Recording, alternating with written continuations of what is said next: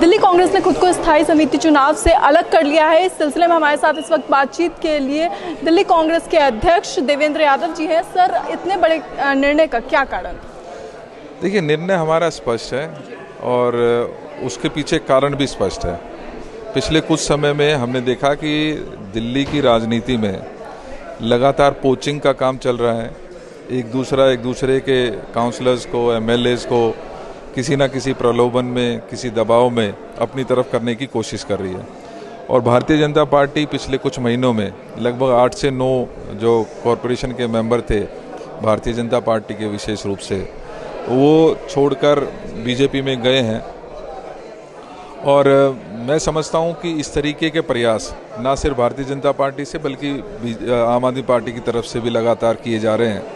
तो अपनी इंटीग्रिटी बनाए रखने के लिए, अपनी यूनिटी रखने के लिए, और ऐसी दो पार्टियों जो एक तरफ लोकतंत्र का लगातार गला घोंटने का काम कर रही है और दूसरी एक ऐसी पार्टी जिसने उम्मीदें बहुत जगाई थी लेकिन डिलीवर कुछ नहीं किया, तो उनसे अपने आप को इक्वी डिस्टेंस रखते हुए आज हमने ये फैसला लिया कि हम इस वोटिंग में हिस्सा नहीं लेंगे। अरविंद केजरीवाल ने बड़ा दावा करते हुए कहा है कि उन्हें इसलिए जेल भिजवाया गया था ताकि दिल्ली का जो काम है वो रुक जाए। देखिए, मैं ये तो नहीं जानता कि किस वजह से भेजा गया था, लेकिन उनके ऊपर जो आरोप हैं वो स्पष्ट हैं और आरोप हैं भ्रष्टाचार के। और मैं मानता हूँ इस बात को कि आज जब ये जेल से निकल कर भी आए हैं और आने के बाद इस्तीफा देने का जो ड्रामा किया है, मुझे ये लगता है कि ये इस्तीफा वाकई में दिल्ली की जनता के लिए देना चाहते थे। तो उस समय देते जिस टाइम भ्रष्टाचार का आरोप लगा, या उस समय देते जिस समय वो जेल में गए थे। आज जब कोर्ट ने उनके ऊपर इस तरीके की रिस्ट्रिक्शंस लगाई हैं कि आप ऑफिस नहीं जा सकते, आप ऑफिस की फाइलें साइन नहीं कर सकते, उस कंडीशन में इनको मजबूरन इस्तीफा दिया।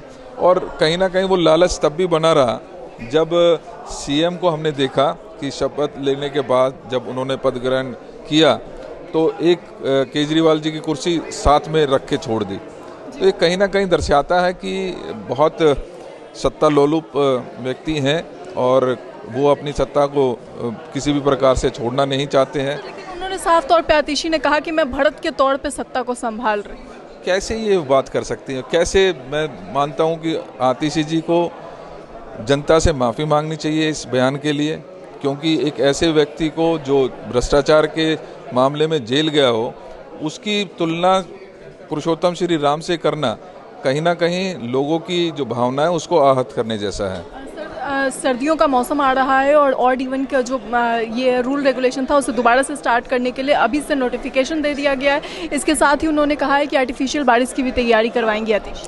देखिए, इसके साथ उन्होंने कंडीशंस लगा दी। नया एक एक्शन प्लान तो लेकर आए, लेकिन कंडीशंस लगा दी कि यदि हमें सेंट्रल गवर्नमेंट सहयोग करती है, यदि हमें एनसीआर के जो स्टेट्स हैं, चाहे वो राजस्थान हो, हरियाणा हो, पंजाब हो, वो सहयोग, यूपी हो, वो सहयोग करेंगे तो हम ये काम कर पाएंगे। तो इनकी ये हमेशा कोशिश रही है कि अपनी बॉल दूसरे के पाले में कैसे फेंकी जाए। यदि लगा करके साफ तौर पे कहीं ना कहीं अपनी बॉल को देखो, दिल्ली की ना तो दिल्ली की जनता को कोई उम्मीद रही इनसे, और कांग्रेस पार्टी को तो बिल्कुल भी नहीं है। मैं मानता हूं कि ये लगातार बहाना ढूंढने की कोशिश कर रहे हैं। 10 साल में इन्होंने जो वादे किए थे, चाहे वो भ्रष्टाचार मिटाने की, लगातार भ्रष्टाचार बढ़ा है, महंगाई, बेरोजगारी, चाहे वो महंगी बिजली हो, चाहे गंदा पानी सप्लाई की बात हो, वो कहीं ना कहीं ऐसे दिल्ली की जनता को किसी न किसी प्रकार से उनको परेशान करने की कोशिश की जा रही है और लगातार बहानेबाजी करके अपने आप को बचाने की कोशिश है। शुक्रिया सर। तो ये थे हमारे साथ दिल्ली कांग्रेस के प्रदेश अध्यक्ष देवेंद्र यादव जी। साफ तौर पे अब जो है आम आदमी पार्टी आने वाले समय के लिए तैयारियों में लग गई है। आतिशी पूरी तरीके से तैयारी में है कि किस तरीके से वो 4 महीने के अंदर जो है वो ज़्यादा से ज़्यादा काम कर सके। कहीं ना कहीं आने वाले समय में सत्ता में काबिज रहने के लिए ये सारी चीज़ें कही जा रही है। हालांकि इसे लेकर के आपने साफ तौर पर सुना कि कांग्रेस प्रदेश अध्यक्ष का क्या कहना है। कैमरा जर्नलिस्ट राधे के साथ मैं सौम्या मिश्रा।